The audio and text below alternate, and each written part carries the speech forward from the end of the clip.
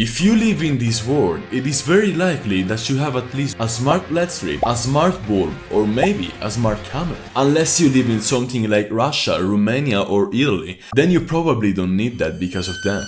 At the end of this video, you will be able to take over smart lights or other smart devices exactly like a Mr. Robot. But before starting out, this is purely for educational purpose. Do not attack devices you are not allowed to. I will impersonate an attacker that already has access to my network and take over my smart lights. We will use with lights. And by the way, no, this is not a sponsor to them. I'm still poor, guys, I'm still poor.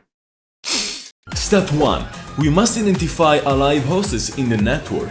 I'm gonna show you a bunch of ways to do that. If one doesn't work, skip to the other one.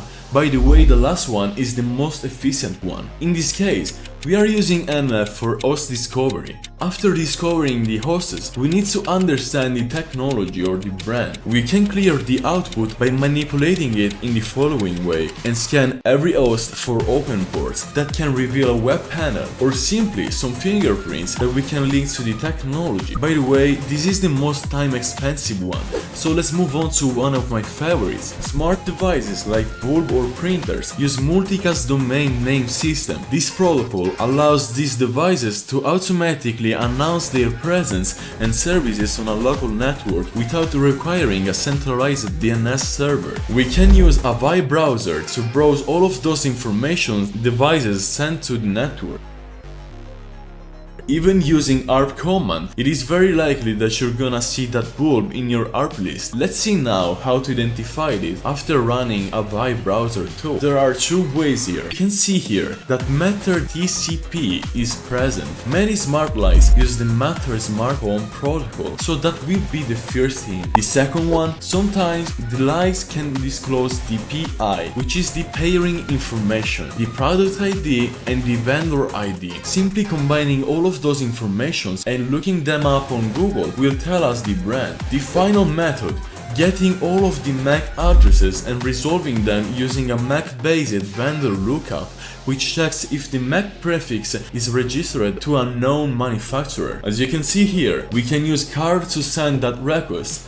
We can query MAC address one by one, but to simplify that, we can use a simple loop that will automate this step. So we are currently looking for width, right? We got it. It was the third one in the list. So if we check the list, width is this MAC address. We can query that again just to make sure of it. Now that we know the technology, let's see if the vendors made some tools that will make our takeover even simpler. Just a quick search on Google revealed a tool that we can install in our system. Of course, the name and the tool will change if you use a different brand. I'd like to clarify that in this case my WizLights are affected by a CVE, a vulnerability that makes this behavior possible, but I'm sure many other devices are affected too. By the way, WizLights are one of the best in my case, and I guess their camera are highly secured. Simply understanding how this works makes us able to take over totally the smart light without any authentication. Let's turn it off now. Yeah, boy. And now on. See that? It's amazing.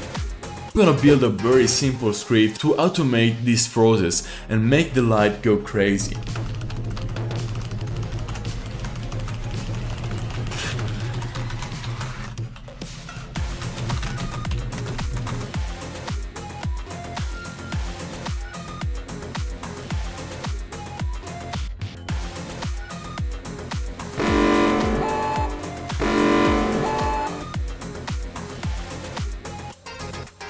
By the way, you can even look up better usage ways. In fact, we can build a whole program interacting with those lights and manipulate them from every aspect. I really hope you find this useful. See ya in the next video.